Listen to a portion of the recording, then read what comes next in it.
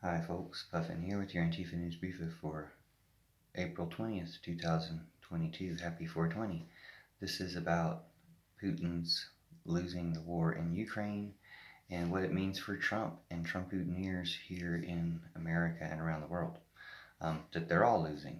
But first, happy 420, and weed will save the world. Peace will save the world from war. We're going to end all war together.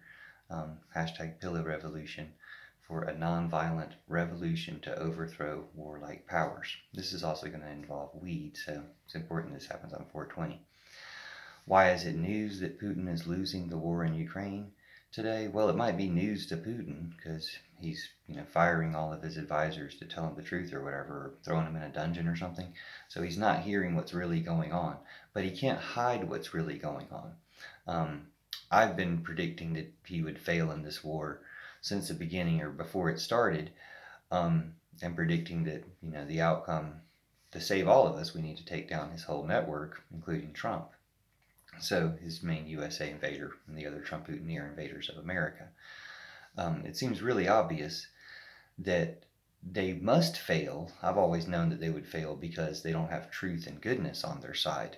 But it seems really obvious that they must fail now as he's losing the war and shifting the attacks to the east, or shifting to more drastic attacks, but obviously losing and switching to more drastic tactics. Now, it's been real obvious to most of us that Trump and the Trump-Putineers are servants of Putin, and they're trying to destroy America and destroy democracy at Putin's bidding and doing Putin's work by doing that. But it hasn't been obvious to everyone. Now, as Putin becomes more desperate, recent news has been Putin saying, well, if you keep arming Ukraine, I'll mess with your elections again like I did in 2016 when I gave you Donald Trump. Yeah, he's desperate, and as I predicted in this on this channel before, Trump would either turn on Putin or Putin will turn on Trump. One of them will betray the other one.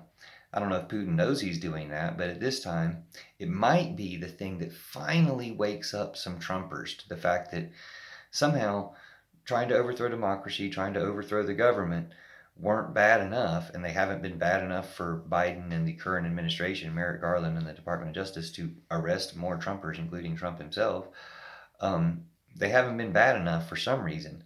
But now that it's come out really obviously that Putin is behind it the whole time, that it's not just an attack on America, but it's an attack on America from Putin, and that it makes them traitors and Trump-Putineers, they should wake more of them up and bring more of them out of that mindset. Not that there was that many to begin with. One good news item recently was that Trump did some sort of rally, well, KKK rally, as Trump rallies always are, but he did some sort of rally, only about 2,000 people showed up. Roger Stone did some type of rally and only a dozen people showed up.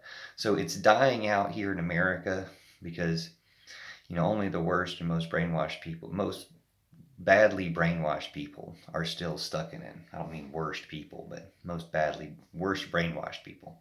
Most badly brainwashed people are still stuck in it. So we can pull people out of it. But losing is inevitable and hopefully can happen with less destruction instead of greater destruction, which is one reason to promote things like herb here on 420. I've predicted on this channel before that the Taliban taking over Afghanistan was some sort of trap, that they let the Taliban take over because to draw them out of the mountains to be able to retaliate and take over. Well, that never happened. I was wrong about that. It wasn't planned by anyone other than Trump and Putin. Trump planning to hand the country back over to the Taliban by letting out all their fighters, and the deal he made to leave the country at that time. I agree with ending war. Trump was just undoing whatever gains had been done by trying to let the Taliban get back in power, again, as per Putin's instructions, because everything Trump ever did was per Putin's instructions. So it didn't turn out to be a trap in Afghanistan. Ukraine, maybe not a trap. No one forced Putin to invade, but it didn't go well for him, and it seemed like a trap. And what it does is Ukraine is winning the war, not just the war of information, but winning the war.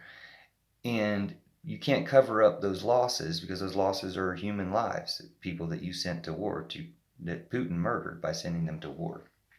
So hopefully the war can just end. They can stop. That's kind of like up to Putin or up to someone else deciding to replace Putin, which seems to be the most reasonable solution. And the whole idea, you hear this mentioned some weeks ago, well, the devil or better to have Putin than someone else that could be worse than Putin. Well, I think he's pretty much proved that you can't get much worse. He's gotten about as bad as you can get. So that's not, the worse he gets, the less fear there is to any potential reality like that. But it has trapped the mentality and even the mentality of war. We know that wars are going to be filmed like this one was filmed, with phones and stuff from now on, or there weren't going to be any more wars because people will wise up and realize you're not getting away with it. It's not going over like it used to. You can't just destroy all the evidence. Although I did hear about Russia moving a mobile crematorium to Mariupol to destroy the evidence of the people they've killed there. So they need to be stopped because they're not stopping themselves, but maybe someone within the government will stop them when the terrors and awful reality of what they're causing to happen come back to haunt them. So hopefully that message will get through and there will be some type of overthrow of Putin, or see my song, Put That Russian Bear to Bed. Because people will not want this any more than they eventually stopped Russia's war in Afghanistan by protesting the mothers of Russian soldiers who were killed there, protesting all the deaths there. I think there have been, far more deaths in the time period, at least a far higher rate of deaths in Ukraine. And they'll eventually find out about that. You can't hide that. The lies can't win. The truth will come out. And the truth has always been that Trump is a Putin puppet. Now that Putin is actually saying, we'll mess with your elections and give you Trump like we did last time, it's really hard to deny it. And Trump's never saying anything anti-Putin. He's still pretty much supporting him as much as he can, along with all of the people who fully support Trump.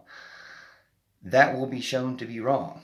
And the sooner the better to everyone, including people in Russia. But we need a lot of people in America to understand why and how Putin and Trump were wrong, and what they did wrong to us, and make sure that it never happens again.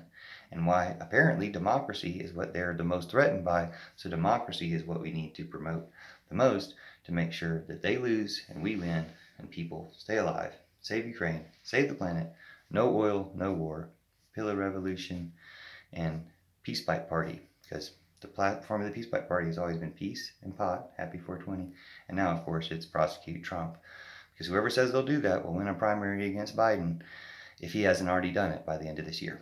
Thanks for watching and sharing. AOC 24, I guess. But anybody who's willing to say they'll prosecute Trump can primary Biden and be our next president. So please do, or Biden, go ahead and do your job. Thanks for watching and sharing. Love you forever. See you soon.